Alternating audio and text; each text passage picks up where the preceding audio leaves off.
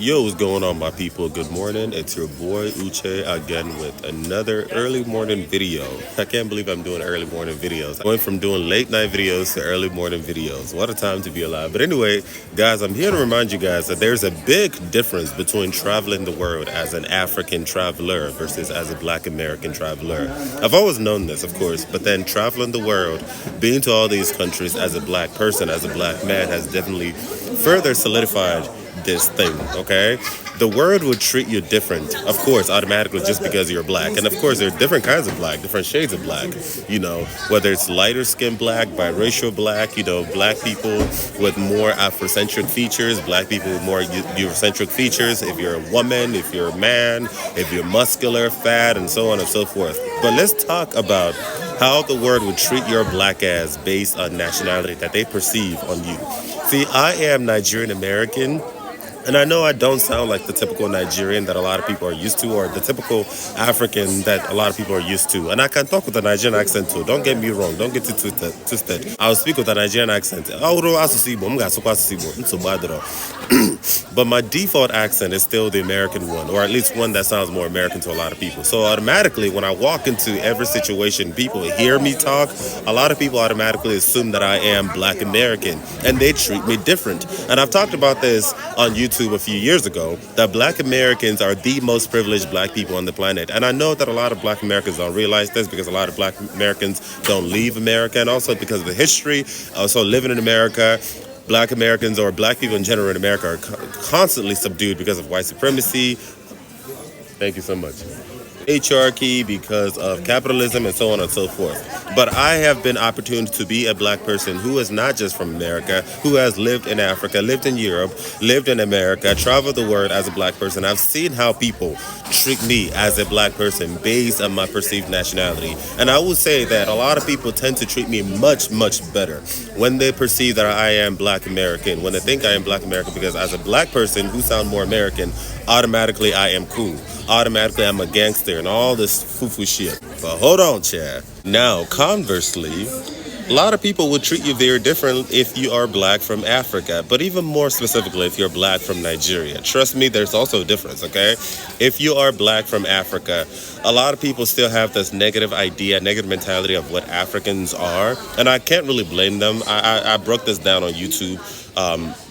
Africa is a mess, and I know I'm trying to be as sensitive as possible and intentional as possible to not insult or disrespect everybody, but when you have to understand on the international scale, nobody's checking for Africa. I'm used to traveling the world and seeing people who call themselves world travelers, and they don't go to Africa because of what they perceive Africa to be. Matter of fact, true story, when I was in Lisbon, and I was talking about my travel plans, that includes Africa. 2 Europeans told me to skip Africa because they thought I was American. They had no idea that I was African. And I give them grace. I always give grace. A lot of people skip Africa because of the mentality, the general mindset that they have to think about Africans. And I understand. It's even more so as a Nigerian. A lot of people, they might be tolerant of Africans, but once you open your mouth and say that you are Nigerian, bro, all bets are off. Like, they would treat you like absolute shit, and I can't blame them because look at even Nigerians. Look at our Nigerians. Sometimes, I have been to some countries that people disrespect me because I'm Nigerian. Even though I have an American passport, my place of birth still stays Nigeria. I've been to countries, been to airports, been to airport officials and security where they see that place of birth, Nigeria, and they start speaking their low language. I get detained, I get harassed, I get asked a million questions just because of that country, Nigeria, place of birth, Nigeria. And I can't blame them because my country people, una too do much.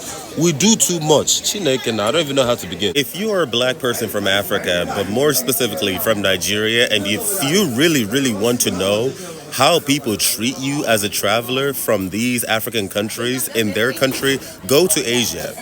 Go to the entirety of Asia, starting with Southeast Asia, but especially India. My nigga, you might want to have thick skin. You might want to pray to God Almighty because it's going down. I'm not trying to be disrespectful, and I'm trying to watch out for these algorithms, but I have met all kinds of people in this world, all kinds of good and bad and whatever the situation, people, if you want to call it, but I have never met a group of people more racist, more disrespectful, more just vile than Indian people. And I know I'm generalizing. There are some dope-ass Indian people that I've been opportune to meet, but per group, the same way I did that video a few months ago talking about per group, The group of people that I've met in my life that have shown me the most love have been Black Americans, not Black people, not Nigerians, not Africans, but Black Americans per group. Of course, I've met some dumbass Black Americans, people who have treated me with disrespect and all kinds of shit. But per group, the group of people in my life, in my 32 years of living in this raggedy ass, ghetto ass world, who have shown me the most love have been Black Americans. The opposite, the group of people in this world, in my life, that have treated me with the utmost disrespect have been Indians. When I tell you, bro, Indians, hey, and I don't even know where to begin, bro. If you are Black, especially Black from Africa, but most specifically from Nigeria, and you have had the unfortunateness, if that's even a word, to work with some of these people from the Asian continent, the Middle Eastern country, but especially Indian, you know exactly what the fuck I'm talking about. In healthcare, in engineering, in IT, in computer sciences, but you ain't seen shit till you go to their country. All bets are off. Once you get there with your black ass and you talk very Nigerian, very African. Matter of fact, I talked about this on YouTube, and YouTube took my video down because they thought I was going to end. They thought I was creating more division. But I was keeping it real. Who is going to speak up for us? They would not disrespect a white person like that. They would, even if you're a white person from the poorest European country, as long as your skin is white, you have blue, green, blonde hair, eyes, and all kinds of shit, they will not touch you because of how much they're ready to get on all fours too. You know what I'm saying? But when it comes to a Black person, they know damn well that all bets are off. They don't give two fucks about your black ass. So if you are a Black person from Africa, specifically from Nigeria, even more so, you want to know what it feels like to be disrespected, to be treated as a Black person in Asia. Go to the Asian countries, starting with the Southeastern countries, Southeastern Asian countries, but most specifically India. You better have motherfucking thick skin. And if you're Black American, it's a whole different situation because they will treat you with respect because of your accent. Believe it or not, true story. When I was in India a few years ago, I should have vlogged about this. When I was in India a few years ago, before I went to India, usually before I go to most countries, I do my own research to, understand how they treat me, you know what I'm saying? Should I be worried and things like that? And I remember reading that India is the most racist country on the planet. But when I got to India, I was treated with so much love. I had a good time. And I remember the Indian guy that I was with, I told him, yo, I'm actually quite surprised that I'm having a good time here because I didn't realize, that I was going to be so positive because of the things that I read online.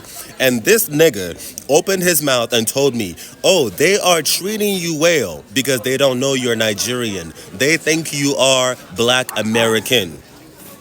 If they knew you were Nigerian, they would treat you different. And I remember when he said that, and I had to hold myself, even though I'm an empath, I'm a very emotional person.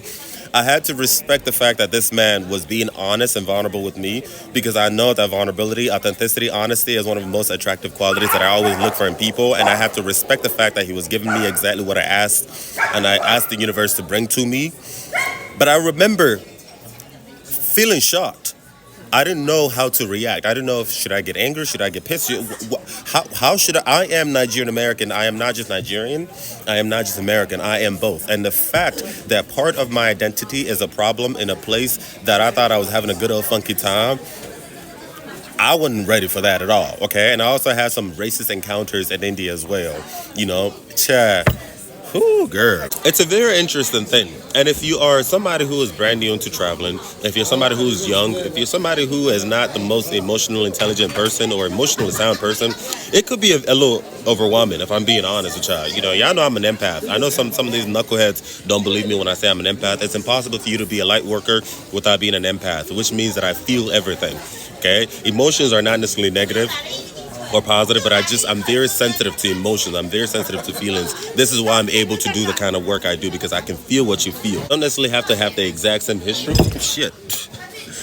These fucking cats. Don't necessarily have to have the exact same history as you, but I can understand and feel what you feel. I understand what you feel. This is why I'm able to do the work that I do. So if you're a young Black person traveling the world for the first time, this might be a little too overwhelming, especially if you're an African person who's traveling the world like I am, going to some of the places that I go to, and interacting with the locals like I do. It could be a little too much when you see the way people treat you because of your accent, because of your passport, or even as a young Black American person, male or female, when you travel the world, when you're traveling Europe, Asia, some Latin American countries, and you're black and you talk with your black American accent, and people put you on a pedestal, especially if you're not used to it, you might think that's love. That's not love. The thing is, these people, they have an idea of who they think you are, especially because you speak with a black American accent. A lot of them think that you're a rapper. A lot of them think I'm a rapper or a gangster or some shit like that, but that's not who I am. That is just a reflection of their own mediocre mindset, okay? And they try to project that on me and put me in a box. And all it takes is for me to be human, to be Uche, to prove to them that I don't belong in that box. I am me. I am who the fuck I am. And then their real bias comes out to play. But I always still give them grace. And I remind you to give them grace because they don't know any better. This is ignorance, and ignorance is human. Okay, we're all ignorant to something, and the antidote to ignorance is education. Intentional education dipped in emotional intelligence. The way you want to be corrected, the way you want to be educated, the way you want to be held accountable with love for being ignorant, extend the exact same grace to them, because what's good for the goose is good for the gander. And I know this sounds so easy said than done. Chad, trust me, I am doing my best through God who strengthens me to give grace at all times. But when I tell you, it can be triggering sometimes, but I'm also very grateful that I get the opportunity to experience traveling the world as a black person, but not just a black person of dual nationality. How fucking cool is that? Everywhere you go is white people traveling everywhere. No shade to white people. Straight people, white straight men. That's all you see, you know what I'm saying? But me, I get to be this little black kid from the streets of Aba, Ukebu Road, Chineke Nalebulu, Igbo boy, Oyengwa, traveling the world as a Nigerian American, and I get to observe humans in action. What a time to be alive. I am genuinely grateful, genuinely humbled. Tag along if you want to hear more stories about what it feels like to be traveling as a black African queer person, because I'm going to be spilling all kinds of teas. This is something that a lot of people don't get to see, especially people. It doesn't matter if you're just a black person and you're straight, or you're a queer person, or you're African. How frequently, how often do you see someone tap into all these three intersectionalities? Not so commonly. How frequently do you see somebody from Abia State traveling the world like me? It's not very common. So if you want to know what that feels like, tag along, bro. Let me spill the motherfucking tea. Uche, peace and love. What a time to be alive.